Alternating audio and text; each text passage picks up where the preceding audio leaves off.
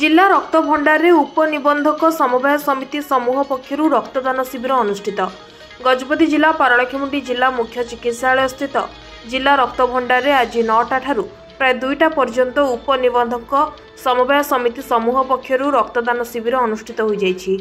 मुख्य अतिथि भावे गजपति जिलापाल विजय कुमार दास रिबन काटी एही रक्तदान शिविरर शुभ उद्घाटन करथिबा बेले जिला मुख्य स्वास्थ्य अधिकारी डॉक्टर मुबारक अली, उपनिबंधक श्री हरिहर सेठ, विभागीय अधिकारी श्री दुर्गा प्रसाद दोरांक सह अन्य माने उपस्थित रहिथिले। आज अंतर्जातीय समवाय वर्ष उपलक्षे उपनिबंधक समवाय समिति समूह गजपति विभाजन तरफ एक रक्तदान शिविर आयोजन करा जायतिबा बेले प्राय 42 यूनिट रक्त संग्रह करा जायतिबा सूचना रहिछि। एही अवसर में बहु स्वेच्छासेवी निजर रक्त दान करथिबा बेले रक्त भंडारर टेक्नीशियन खगेश्वर बेहरा, श्री नृसिंह बेहरा, श्री पंकज नायक, रक्त भंडार अन्य कर्मी माने यार परिचालना करथिले।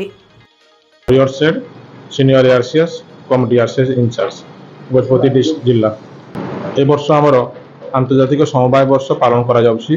सेति पई हम मार्च 8 तारिख रे आमर आंतर्जातिक समवाय महिला दिवस रे आंतर्जातिक महिला दिवस जो थिला सेदिन आम वाक्थन प्रोग्राम आयोजन करिथिलु। समवाय रथर प्रचार अभियान आम आरंभ हो जाइछि। आज आम समवाय वर्ष पालन उपलक्षे आज आंतर्जातिक आमर ये जो ब्लड डोनेशन प्रोग्राम अच्छी आमर से आज ब्लड डोनेशन प्रोग्राम टा रही।